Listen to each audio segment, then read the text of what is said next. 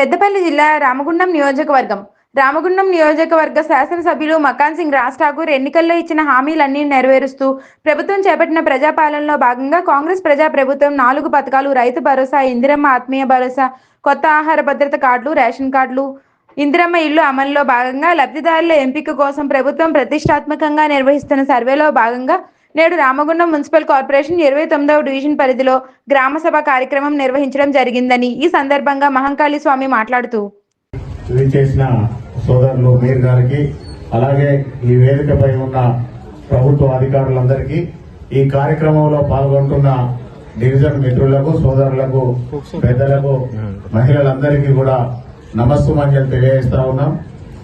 మీరందరూ చూస్తా ఉన్నారు, గత 10 సంవత్సరాల క్రితం ప్రభుత్వం 2014లో అధికారంలోకి వచ్చిన తర్వాత ఒకసారి రేషన్ కార్డ్స్ కానీ అలాగే ఇందిరమ్మ అలాగే డబుల్ బెడ్రూమ్ ఇల్లు ఇస్తామని చెప్పడం జరిగింది. కానీ ఒక్కసారి 2014లో రేషన్ కార్డ్స్ ఇచ్చిన తర్వాత ఇప్పటి వరకు కూడా ఒక్క కొత్త రేషన్ కార్డు ఇచ్చిన సందర్భం కూడా లేదు. అదంతా కూడా మీరు గమనిస్తా ఉన్నారు. కేవలం కాంగ్రెస్ పార్టీ అధికారంలోకి వచ్చి సంవత్సర కాలం అవుతున్న సందర్భంగా ఖచ్చితంగా పేద ప్రజలను అందరినీ ఆదుకోవాలి, అర్హులైన ప్రతి లబ్ధిదారునికి కూడా పెన్షన్ గాని, రేషన్ కార్డు గాని, ఇందిరమ్మ ఇల్లు గాని ఇవ్వాలనే సంకల్పంతో ఈ రోజు ప్రభుత్వం ముందుకెళ్తున్న తరుణం మీరందరూ గమనిస్తా ఉన్నారు. దానిలో భాగంగానే ఈ రోజు గౌరవ ఎమ్మెల్యే రాజ్ ఠాకూర్ మకాన్ సింగ్ గారు ఈ ప్రాంతాన్ని అంతా కూడా ఇంతకుముందు 10 నుంచి 20 సంవత్సరాల క్రితం వరకు కూడా ప్రాంతం అంతా కూడా వెనుకబడిపోయింది, నిర్వీర్యం అయిపోయింది. ఇక్కడ పరిశ్రమలు రాక కూడా చాలా ఇబ్బందులు పడతా ఉన్నారనే ఆలోచనతోటి గౌరవ ఎమ్మెల్యే గారు నిర్ణయం తీసుకొని ముఖ్యమంత్రి గారితో, శ్రీధర్ బాబు గారితో మాట్లాడి ఈ ప్రాంతాన్ని అంతా కూడా అభివృద్ధిలోకి తీసుకురావాలి, ప్రతి పేదవాడికి కూడా ఉద్యోగం ఇప్పించాలి, ప్రతి కుటుంబం కూడా సంతోషంగా ఉండాలనే సంకల్పంతో మన ఎమ్మెల్యే గారు ముందుకు వెళ్తున్న తరుణాన్ని మీరందరూ కూడా గమనిస్తా ఉన్నారు. దానిలో భాగంగా ప్రతి సంవత్సరం ఒక రామగుండం నియోజకవర్గానికి సంవత్సరానికి 3500 ఇందిరమ్మ ఇల్లు ఇవ్వాలనే సంకల్పంతో ఈ రోజు దాదాపుగా గత నెల ఏదైతే టీఆర్ఎస్ పార్టీ అధికారంలో ఉన్నప్పుడు అప్పుడు డబుల్ బెడ్రూమ్ ఇళ్లకు ఒక డ్రా తీస్తే మళ్లీ వాళ్లకు ఇబ్బందులు జరగద్దు, ఎవరికైతే ఇల్లు వచ్చిన లబ్ధిదారులు ఉన్నారో వాళ్ళందరూ నిరాశ పడద్దు అనే ఆలోచనతోటి గత నెల కూడా ఎవరికైతే పాత వాళ్లకు డబుల్ బెడ్రూమ్ ఇల్లు వచ్చినాయో వాళ్ళందరికీ కూడా డ్రా తీసి ఇప్పుడు ఇల్లు ఇచ్చిన సంగతి కూడా మీరందరూ చూస్తా ఉన్నారు. అంటే మనం అధికారంలోకి వచ్చిన 6 నెలల లోపే దాదాపుగా 800 ఇల్లు డబుల్ బెడ్రూమ్ ఇల్లు ఇవ్వడం జరిగింది. అట్లాగే ఏదైతే ఇప్పుడు సింగరేణి అధికారులతోటి ఇంతకు ముందున్న ప్రభుత్వాలు ఒక్కరోజు కూడా మాట్లాడిన సందర్భం లేదు.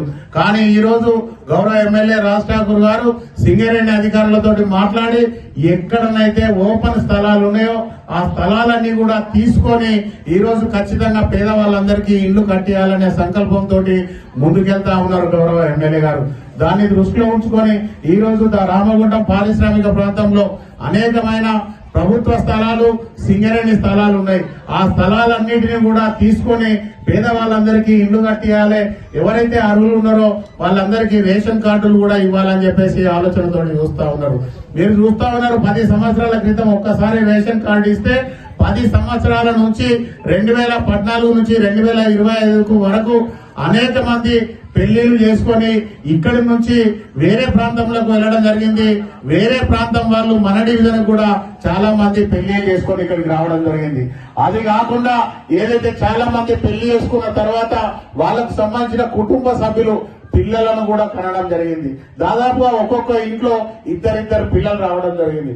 కానీ ఇప్పటి వరకు ఆ పిల్లలకు సంబంధించి కనీసం రేషన్ కార్డులో వాళ్ళ పేర్లు ఎక్కించలేదు.